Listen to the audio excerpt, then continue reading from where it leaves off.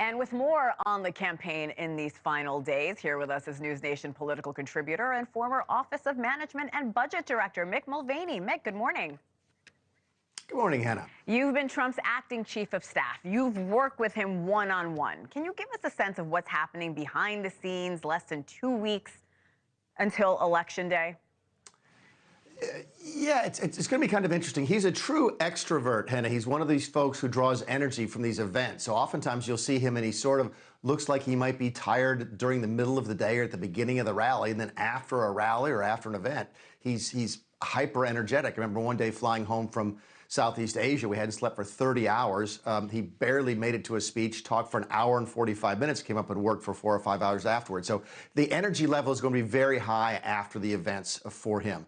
They feel really good about where they are in the election. Keep in mind that most polling is showing them very, very close, a little bit ahead, a little bit behind, maybe tied. 2016, they were down by 7 or 10 points. The same is true in 2020. They won in 2016 despite that bad polling. So they feel like things are moving in their direction here in the last 10 days. We're looking at polling in a lot of these battleground states. It's within the margin of error for all of them. So Harris, on the other hand, is leading on the theme, quote, Trump is about himself, I'm about you. We're looking at these polls. They're so tight. Mick, is it coming down to personality or policy? Oh, it's going to be different for different voters. I think what's coming down to is it's Kamala Harris at this point. I think everybody knows Donald Trump, and they know if they're going to vote for Donald Trump or not vote for Donald Trump. The question is whether or not the people who are not voting for Donald Trump are going to vote for Kamala Harris. I think her issue is this.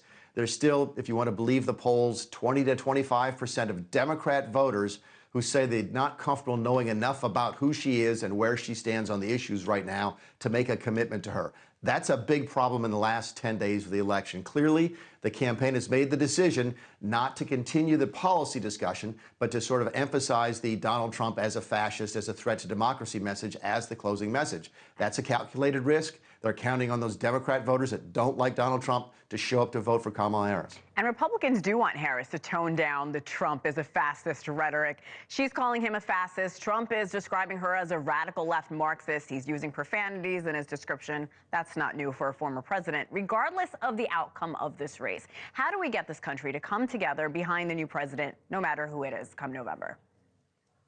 It would be nice if there was a decisive victory, because that also means there's a decisive loss.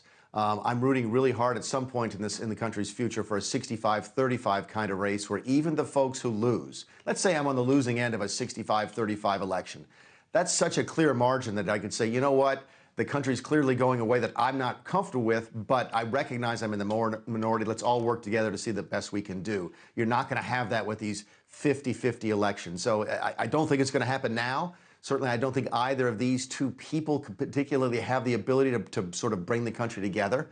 But let's see how this election goes, and then towards the future, maybe we'll get one that's a little bit more decisive. I'm with you. I'm going to remain optimistic here. There are more officials from the Trump administration who have now come out. They've criticized the former president, one of them being John Kelly. That was Trump's longest-serving chief of staff.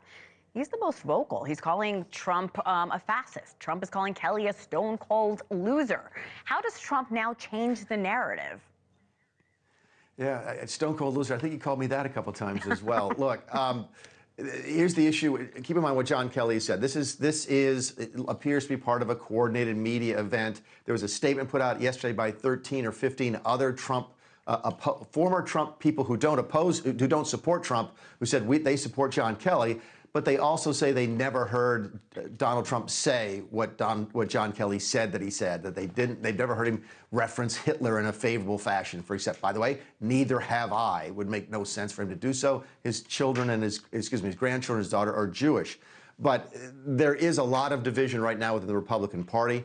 Again, a win is going to help sort of salve a lot of those wounds. But I don't see any sort of unification within the party anytime soon either. Thanks for watching. Go to joinnn.com to find NewsNation on your television provider. And don't forget to click the red subscribe button below to get more of NewsNation's fact-driven, unbiased coverage.